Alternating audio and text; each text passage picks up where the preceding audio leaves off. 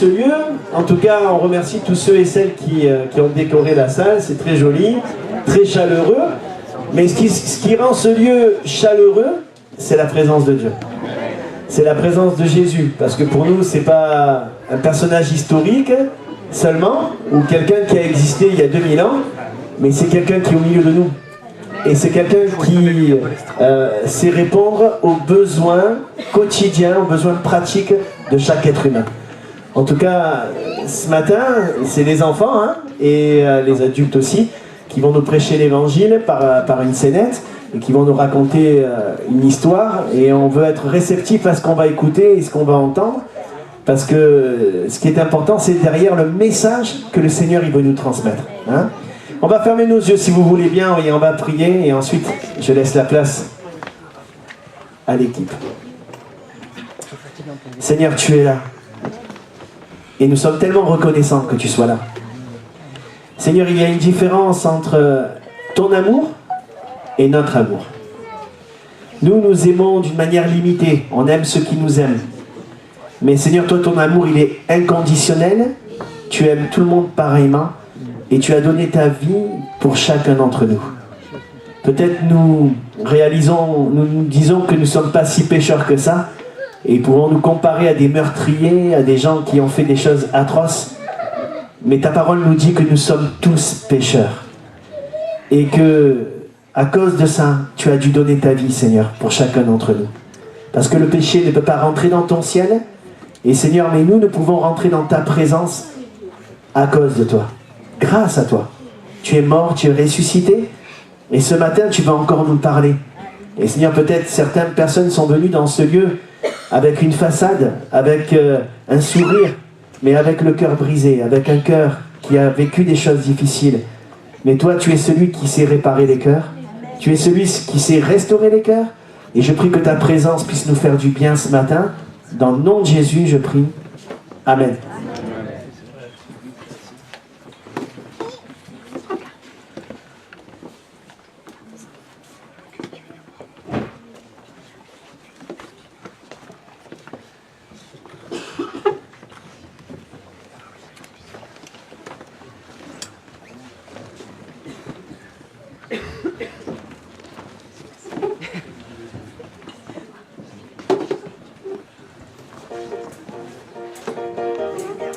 Bonjour à tous. Aujourd'hui, c'est un peu particulier. Je me présente. Je suis une ville. Oui, vous avez bien entendu, une ville. Une belle ville, avec ses rues, ses lotissements, ses écoles, avec sa magnifique architecture, son histoire et surtout ses habitants. Je dirais que je suis la plus belle des villes. Il y a beaucoup de choses qui s'y passent, des bonnes et des moins bonnes, malheureusement. Comme dans toutes les villes, évidemment.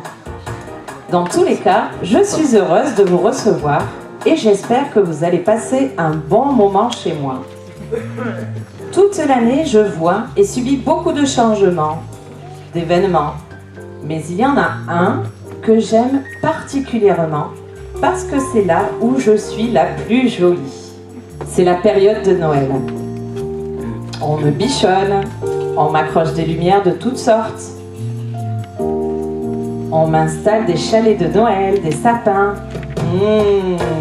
Ça sent bon le chocolat chaud et les biscuits à la cannelle. Les vitrines des magasins sont illuminées. Tout est splendide.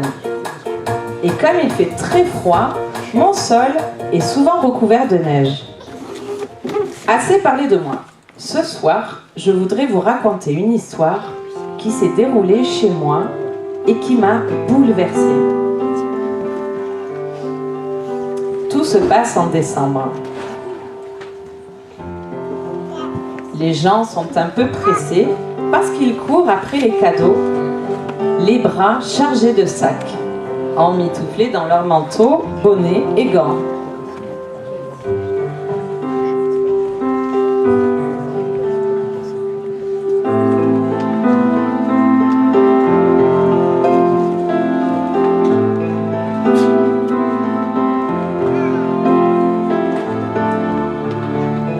Mais une famille attire mon attention. Une maman avec ses 2 enfants. Elle avance tranquillement au milieu de cette foule. Elle passe devant un mendiant assis à même le sol, le regarde et passe. Cette maman est touchée, voulant faire quelque chose pour aider ce monsieur. Elle continue, admire avec ses enfants ces si merveilleuses vitrines. Tout est féerique. Mais une musique attire son attention. Une musique qu'elle connaît bien, des chants de Noël, mais pas n'importe lesquels. Des chants qui parlent de quelqu'un d'important pour elle. Non, ce n'est pas le Père Noël. Elle avance, s'approche, et elle tombe nez à nez avec une chorale d'enfants. Le froid ne les arrête pas. Ils sont beaux. Et tous sont heureux de participer à ce spectacle. Un beau décor est juste à côté. Et étrangement, cela ressemble à une étable.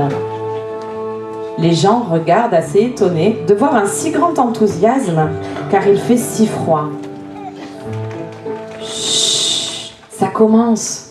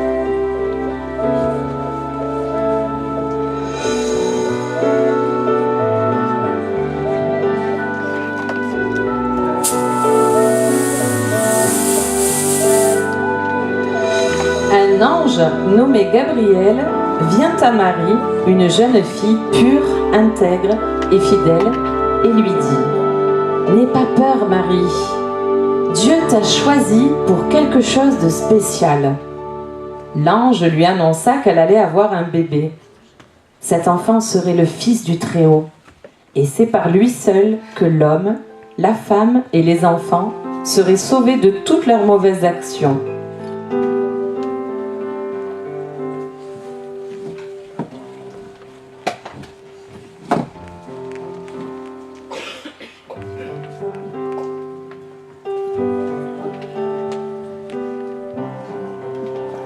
Quelque temps après, Marie, fiancée à Joseph, devint enceinte. Elle portait le Fils de Dieu. Pendant la grossesse, Joseph et Marie durent se rendre à Bethléem. C'était un long et fatigant voyage pour Marie qui allait bientôt avoir son bébé. Enfin arrivés, ils voulurent se reposer dans une auberge. Mais il n'y avait pas de place. L'aubergiste leur proposa une étable pour s'abriter, car Marie était très fatiguée. Le bébé allait bientôt naître. C'est dans cette étable, au milieu des animaux, que Jésus est né, tel qu'il avait été annoncé. Un petit garçon que Marie berçait et que Joseph aimait déjà. Et comme on le raconte, Marie l'enveloppa dans un lange et l'installa dans la mangeoire des animaux. Douce et merveilleuse nuit, le Fils de Dieu est né.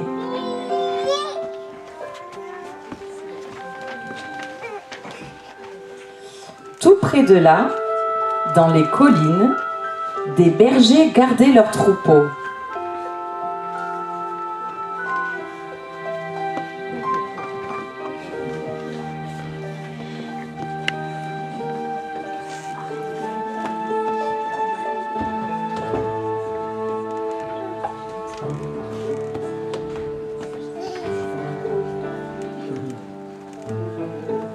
Ils eurent une drôle de surprise.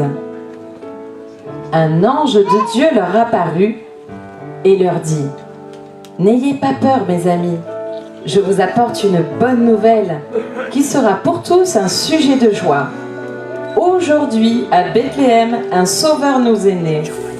Il est le Christ, le Seigneur. Allez, vous trouverez un bébé emmailloté dans un lange et dormant dans une mangeoire. Il s'appelle Jésus. »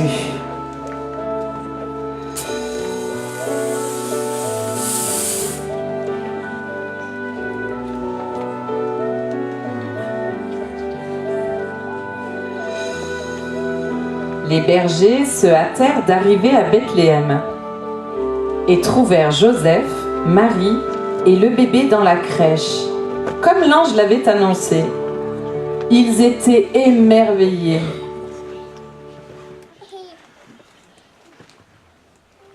En retournant vers leur troupeau, ils adorèrent et louèrent Dieu de ce qu'il avait fait, de ce qu'ils avaient vu et entendu.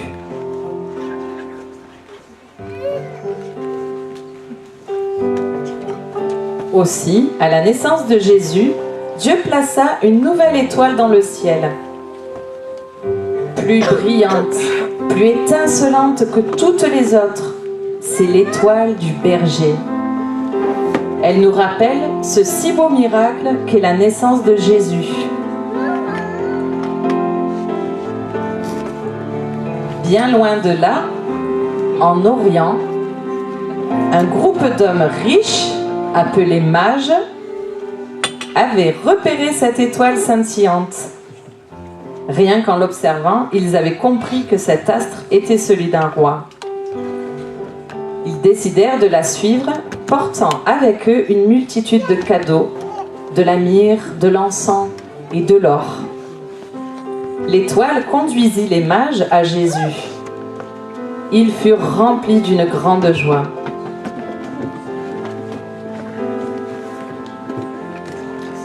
Ils offrirent leurs présents et s'agenouillèrent pour adorer ce sauveur qui est né.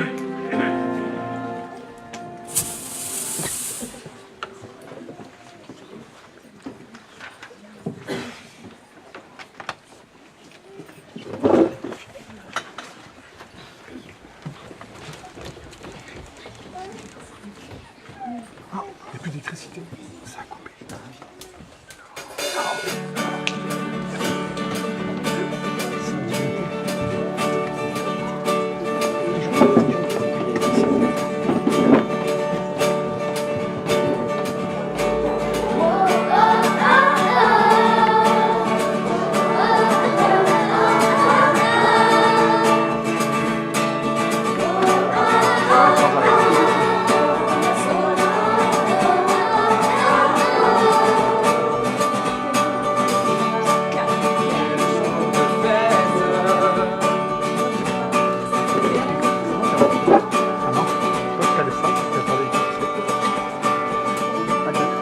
Il n'y a plus d'électricité, il n'a pas d'électricité.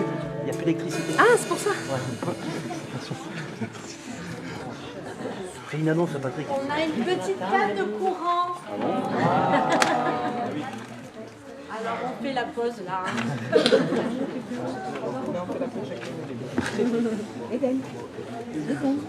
Ah, c'est en train de revenir. Tac, ah, c'est bon. Ça serait pas. Ah, bon.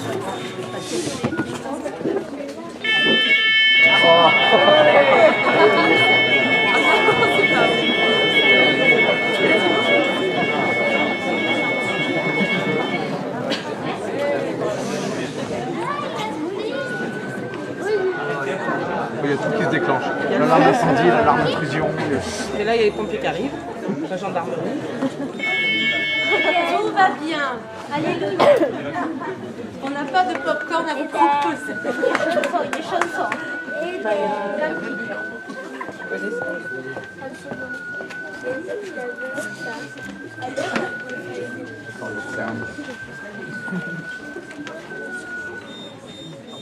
Noah, Barry, on va faire un bisou.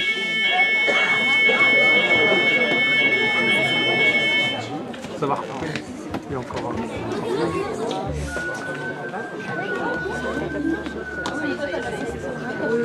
Rallume pas le mat pour l'instant. Ça change pas. Lui, il va morfler.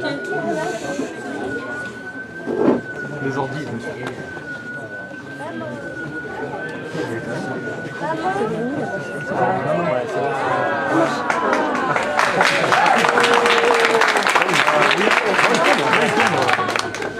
Bah lui, il a une batterie.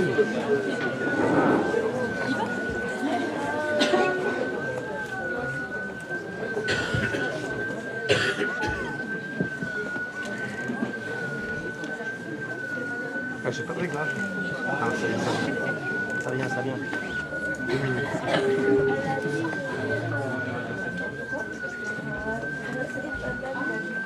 Bon éclairage, du éclairage. Maman, elle est là-bas, maman.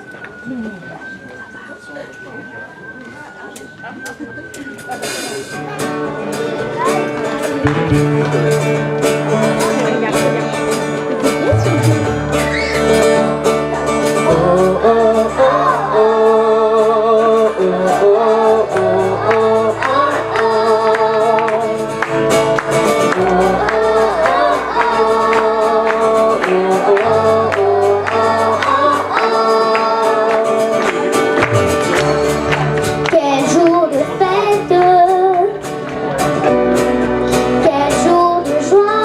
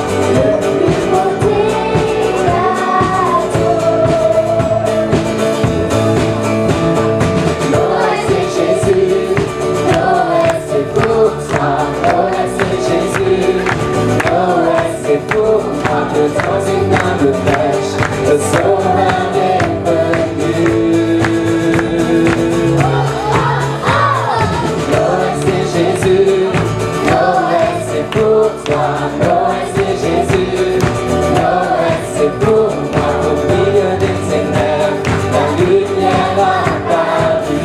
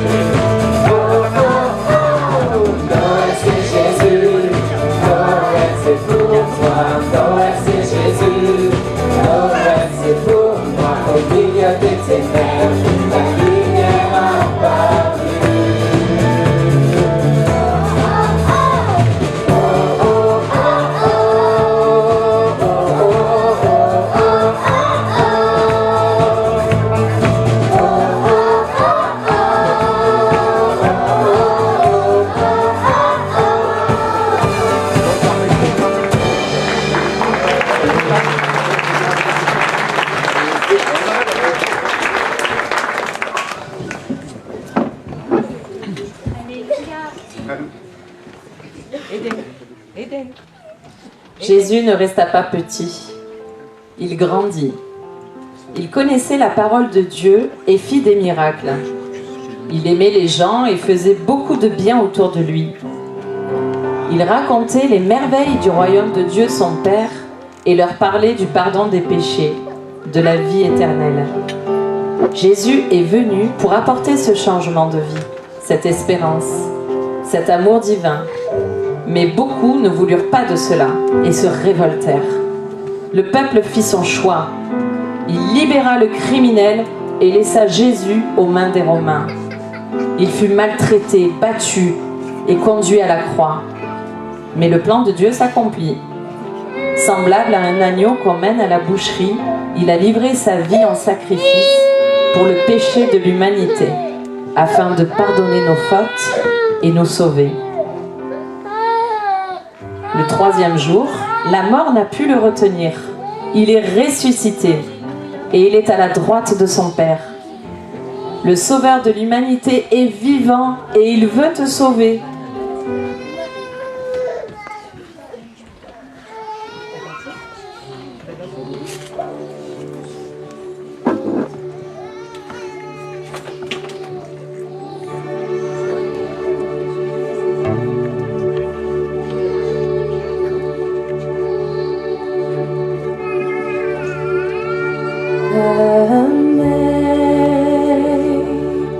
Amazing grace,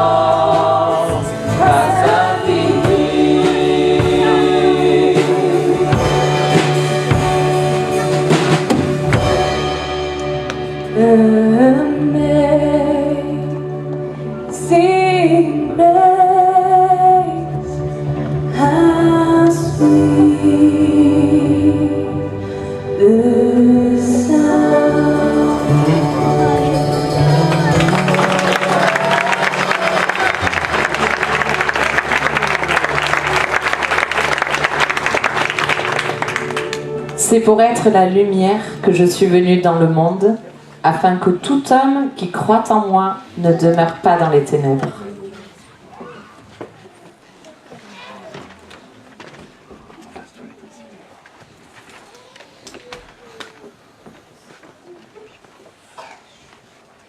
Le spectacle prend fin dans la bonne humeur. Le cœur rempli de joie, la petite famille s'en va vite vite car il fait froid.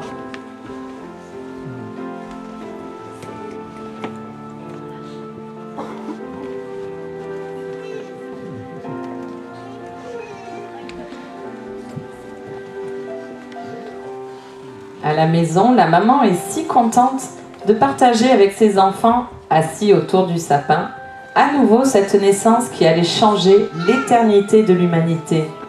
Elle le sait, il a changé sa vie, ce Jésus. Elle avait rencontré ce Sauveur, celui qui avait pardonné ses péchés. Très vite, elle pense à ce mendiant qu'elle a vu un peu plus tôt, les mains rougies par le froid.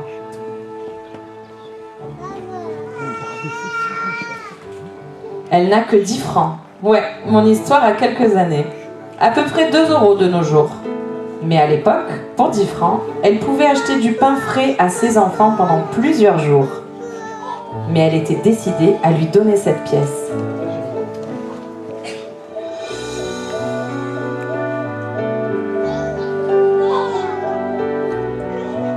Le lendemain matin, tout ce petit monde s'habille chaudement.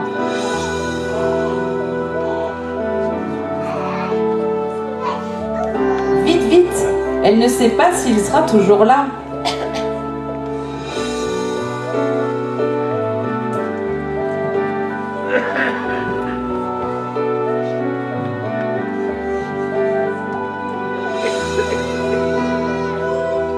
Elle arrive devant les boutiques et elle le voit toujours assis.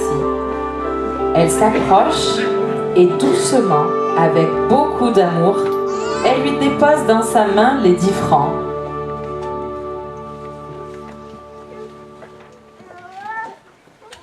Puis, elle retourne chez elle, heureuse.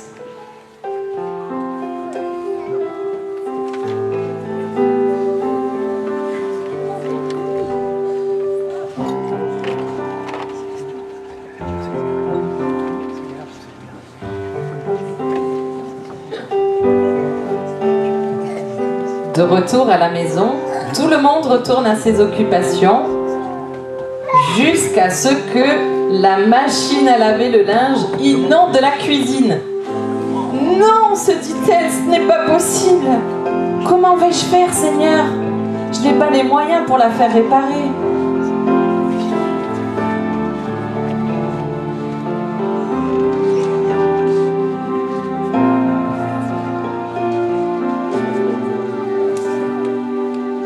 Enfin, elle arriva à bout de cette eau.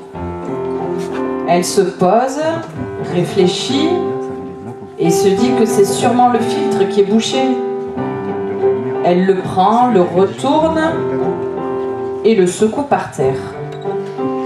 Elle entend quelque chose de métallique, mais plein de poussière.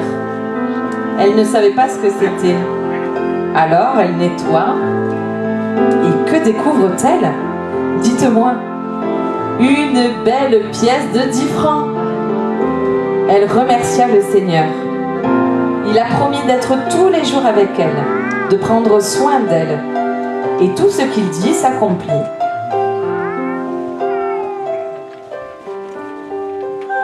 Le lendemain, elle alla à la boulangerie, acheta son pain et prit 2 bonbons pour les enfants.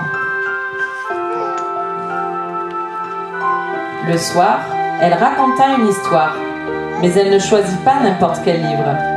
C'est dans la Bible qu'elle trouva ce qu'elle allait dire à ses enfants avant de s'endormir.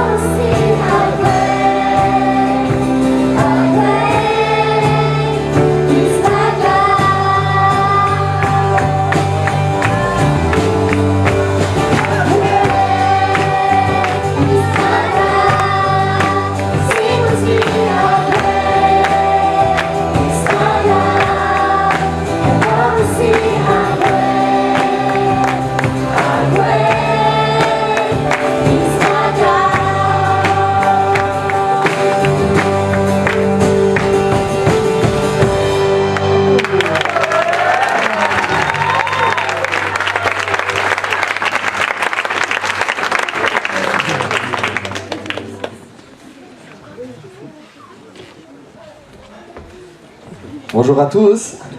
Voilà, est-ce qu'on peut applaudir les enfants?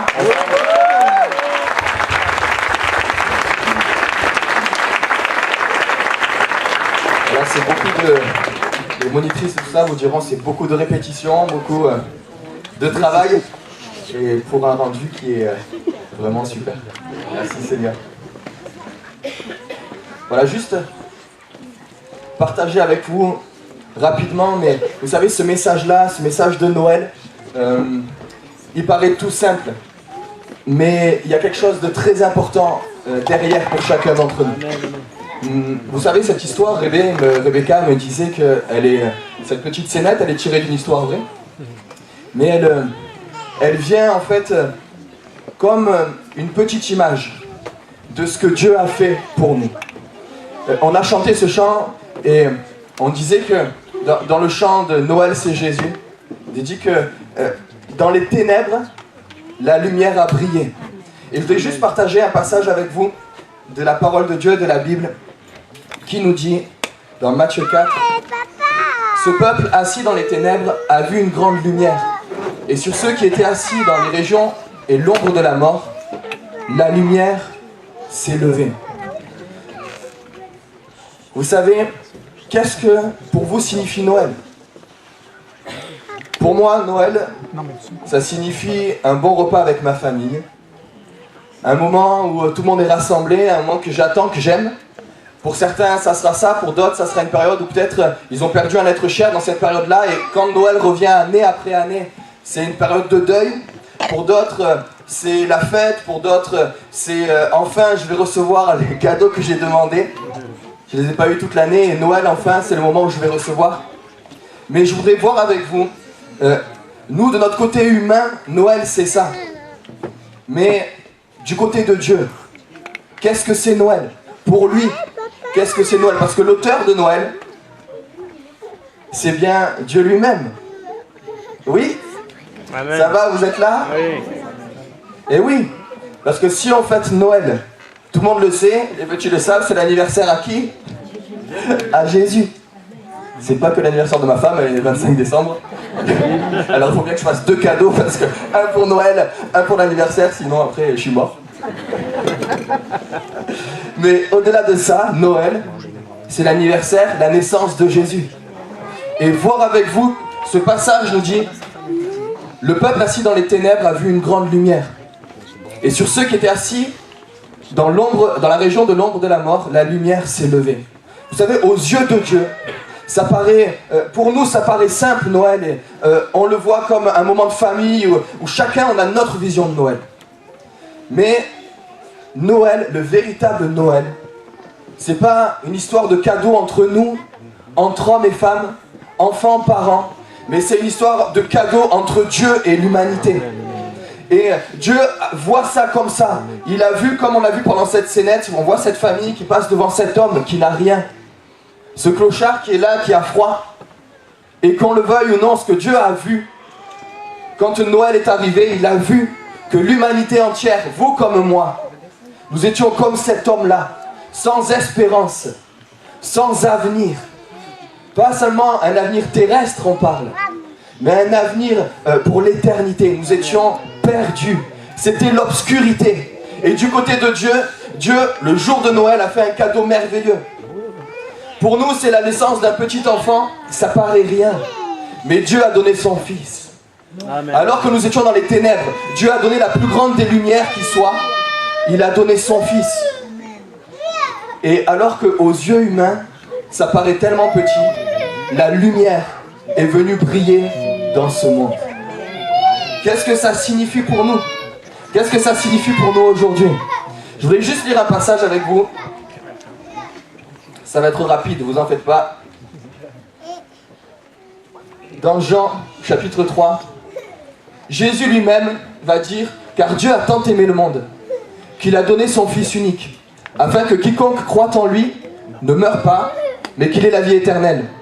Dieu, en effet, n'a pas envoyé son Fils dans le monde pour qu'il juge le monde, mais pour que le monde soit sauvé par lui. » Tu peux mettre là. Celui qui croit en lui n'est point jugé, mais celui qui ne croit pas est déjà jugé parce qu'il n'a pas cru au nom du Fils unique de Dieu. Et ce jugement, c'est que la lumière étant venue dans le monde, les hommes ont préféré les ténèbres à la lumière, parce que leurs œuvres étaient mauvaises. Car quiconque fait le mal est la lumière, et ne vient point à la lumière, de peur que ses œuvres ne soient dévoilées. Mais celui qui agit selon la vérité vient à la lumière afin que ses œuvres soient manifestées, parce qu'elles sont faites en Dieu. Ce passage dit que Dieu a tant aimé le monde. Il nous a tant aimés, toi comme moi, chacun d'entre nous, il nous a tant aimés, qu'il a donné son Fils. Qui sait aujourd'hui, qui aime tant une personne qui pourrait donner son enfant? Ça prouve l'amour de Dieu. Ça prouve cet amour inconditionnel immense. La Bible dit, il a tant aimé. Il nous a tant aimé qu'il a donné ce qu'il avait de plus précieux, et la lumière est venue dans ce monde. Mais alors que Dieu nous dit que nous, il nous a donné Pour nous, Noël, ça peut s'arrêter là, c'est une belle histoire. Jésus est venu. Il est venu et il a grandi. Et puis il est mort. Il y en a qui disent qu'il est ressuscité. C'est ce que tu peux penser. Mais qu'est-ce que le passage dit? Il dit voilà, Jésus est venu, la lumière est venue, non pas pour juger les hommes. Ça va? Vous en faites pas, c'est mon fils. Ça va, je le pardonne. Jésus est venu, apportant une lumière merveilleuse. Mais alors que cette lumière est apportée, on peut se dire, voilà, c'est une belle histoire, mais qu'est-ce que ça change pour moi? Ce passage nous dit, Dieu lui-même, Jésus lui-même va dire qu'il est venu dans le monde pas pour juger le monde. Nous étions dans les ténèbres, il est la lumière, La Bible nous dit que tous on est pécheurs, tous on est mauvais. Tous, il n'y a pas un juste, pas même un seul. Dieu seul est juste. Et alors que Jésus a été envoyé, ça n'a pas été pour dire au monde, regardez, moi, je suis juste, et vous, vous êtes tous pécheurs. Mais il est venu pour dire, je suis la lumière du monde. Celui qui croit en moi, il aura la vie éternelle. Mais qu'est-ce que la parole nous dit? Lui n'est pas venu pour juger, pourtant, alors que la lumière vient, il y a un jugement qui se fait quand même. Et écoutez, ici, pour prendre un exemple tout bête, mais si je suis condamné à mort, et que ma destinée, dans quelques jours, c'est la mort, comme ça se fait encore dans certains pays, et que quelqu'un vient et m'offre la liberté, il n'y a pas de jugement en lui, c'est vrai, il vient pour me donner la liberté, mais si je refuse la liberté, lui ne me juge pas, mais je suis quand même jugé, j'irai à la mort. Est-ce que vous comprenez? Oui. Et en fait, c'est ce que Dieu dit. Dieu dit, je vous ai envoyé le salut. Je vous ai envoyé une admirable lumière. Jésus-Christ, mais alors qu'il vient et Jésus est bon, il est plein d'amour. Et on connaît tous l'histoire de Jésus, plus ou moins. Et il y en a qui se disent, mais oh le pauvre. Le pauvre, il était bien et pourtant il est mort. Mais c'est pas ça l'histoire. L'histoire, c'est que Dieu lui-même a envoyé Jésus-Christ. Et il a envoyé la lumière. Mais en envoyant la lumière, il a révélé quoi? Les ténèbres qu'il y avait dans nos cœurs, qu'il y avait sur la terre dans nos vies. Et Jésus n'est pas venu pour nous juger, mais pourtant alors qu'il vient, chaque homme, chaque femme a un choix à faire. Et ce choix fait que soit on se juge tout seul en n'acceptant pas la lumière, soit on se tourne vers Jésus. Il dit, il a tant aimé le monde qu'il a donné. Mais le passage nous dit, il y en a qui n'aiment pas la lumière. Il y en a qui n'aiment pas la lumière, pourquoi? Parce que des fois nos œuvres, elles sont mauvaises. Elles ne sont pas bonnes. Mais Jésus est venu. Comme on l'a vu, cette femme qui donne cette petite pièce de 10 francs, ça paraît rigolo, ça paraît rien, mais aux yeux de Dieu, ce que Dieu a fait, ça paraît simple, ça paraît petit aussi quand Jésus est venu. Il n'est pas venu comme quelqu'un de puissant, comme quelqu'un de grand. La Bible nous dit qu'il a grandi sans attirer les regards. Et pourtant, il est venu apporter une lumière extraordinaire. Et cette lumière, écoutez bien, et c'est fini. Mais aujourd'hui, ce matin, la Bible nous dit c'est aujourd'hui le jour du salut. C'est aujourd'hui le jour où la lumière peut briller. C'est aujourd'hui le jour où Dieu veut nous sortir de nos ténèbres. La Bible nous dit, comme on l'a dit tout à l'heure, nous sommes tous pécheurs et séparés de Dieu. Jésus est venu et il a donné sa vie pour nous. Afin que, alors que nous étions loin, lui-même a payé le prix de notre péché qui nous éloignait de Dieu. Il a rempli les conditions. Il a acquitté la dette. Lui-même est mort à notre place pour que nous puissions vivre dans la lumière. Et ce que Jésus fait ce matin, c'est qu'il, encore tout simplement, par les scénettes, par cette simple parole, il se présente à chacun de nous. Amen, amen. Et il nous dit, voilà le cadeau que moi j'ai fait pour Noël. Dieu te dit, voilà le cadeau que j'ai fait moi pour Noël. Vous savez, refuser un cadeau, ça se fait pas. C'est clair. Mais des fois on le prend, et après, soit on le met de côté, soit on l'utilise. Soit il nous plaît, soit il nous plaît pas. Le cadeau de Dieu reste le même pour chacun d'entre nous. Mais il y en a pour qui ça va plaire. Et il y en a qui vont rejeter. Nous prions ce matin pour que tu puisses accepter ce cadeau, cette lumière. Parce qu'elle a le pouvoir de changer nos vies, de changer ta vie et de t'apporter la véritable lumière. Amen. Oui? Est-ce qu'on peut fermer les yeux ensemble, s'il vous plaît? Je vais juste prier pour vous. Seigneur, merci pour ta présence. Même si nos yeux ne te voient pas, ta parole nous dit que tu es tous les jours là, avec nous, jusqu'à la fin du monde. Tu dis que quand deux s'assemblent pour venir te rencontrer, Seigneur, tu es là. Seigneur, nous prions ensemble.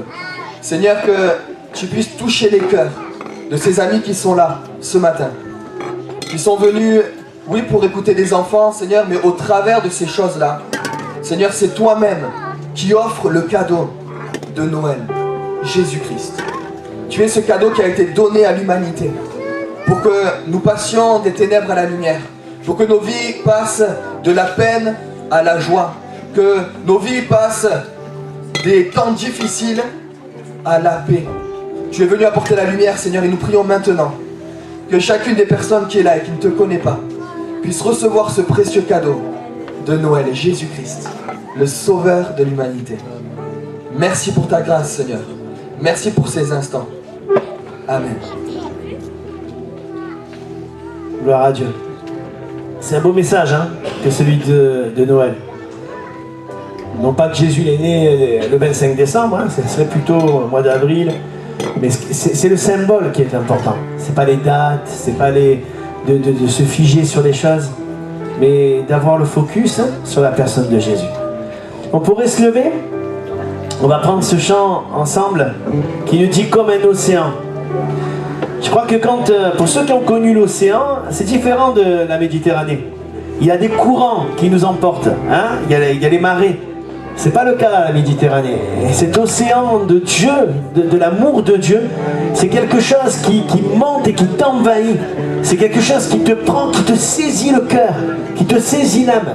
Et je crois qu'au travers d'un chant, au travers de ce chant, on peut être au bénéfice de la présence de Dieu et laisser nos cœurs être envahis par son amour.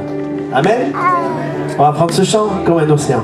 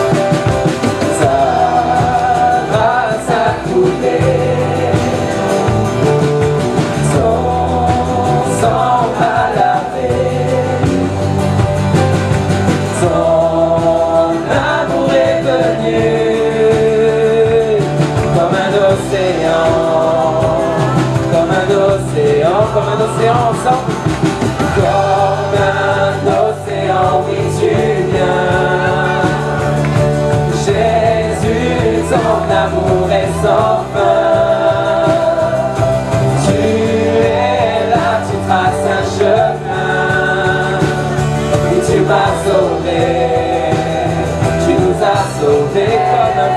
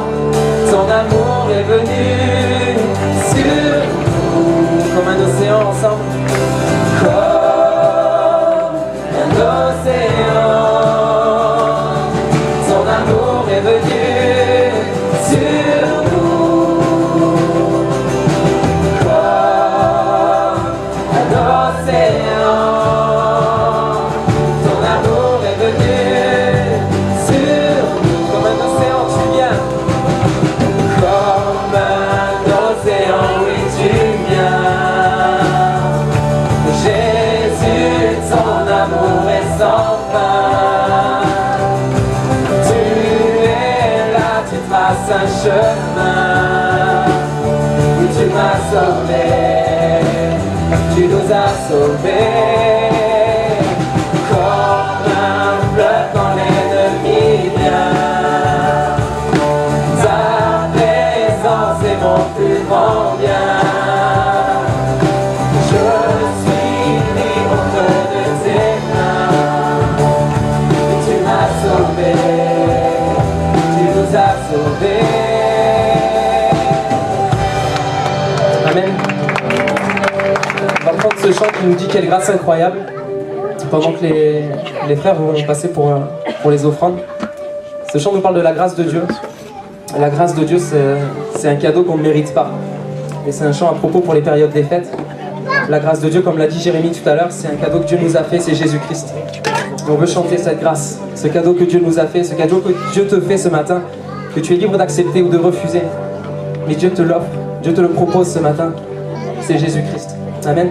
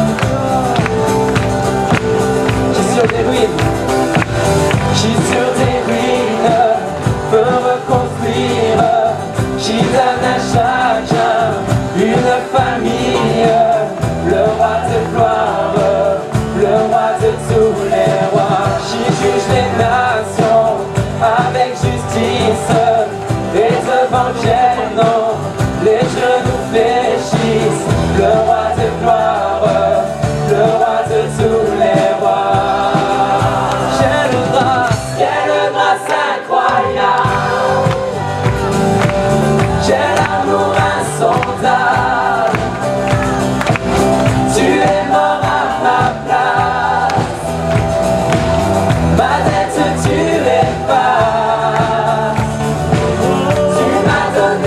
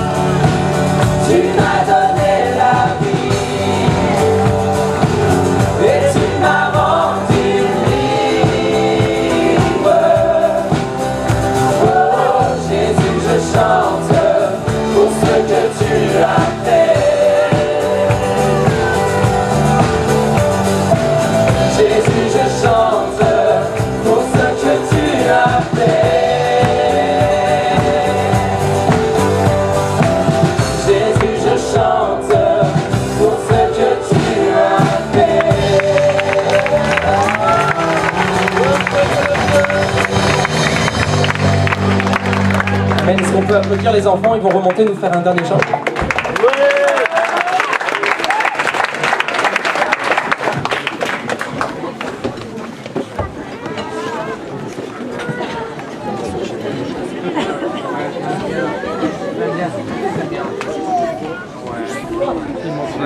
Partout du côté de l'estrade. Marie est noire. Tiens, je te dirai encore un petit départ. Merci. Non. Non. Attention, j'ai dit non.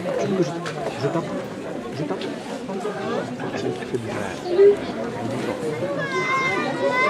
Il faut rapprocher.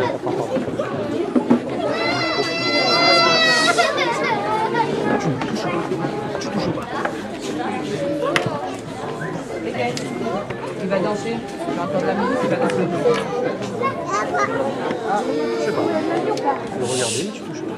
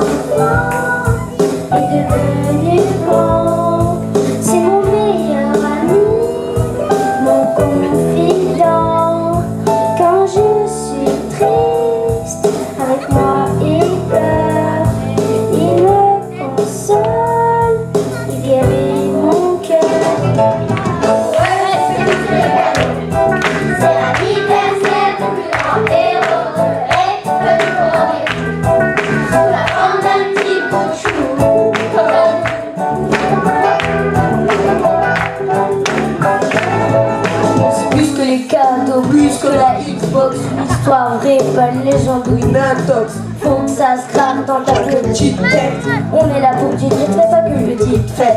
C'est l'anniversaire de la plus grosse star qui n'est pas mis en cause à faire la une du All-Star. Un héros à côté du Zorro est un zéro. Faut plus que tous tes euros, échec avec un zéro.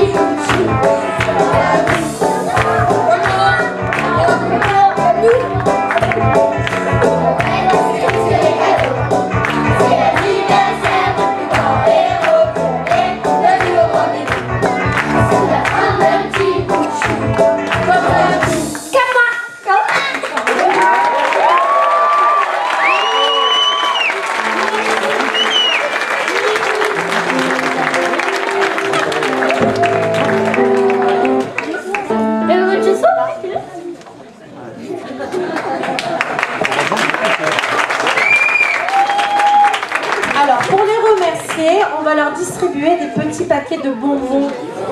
Mais pas que pour eux, pour tous les enfants.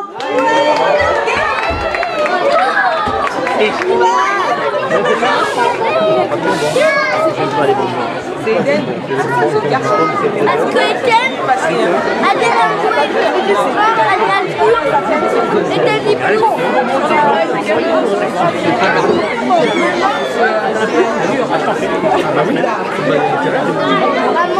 Non, non, je suis toi.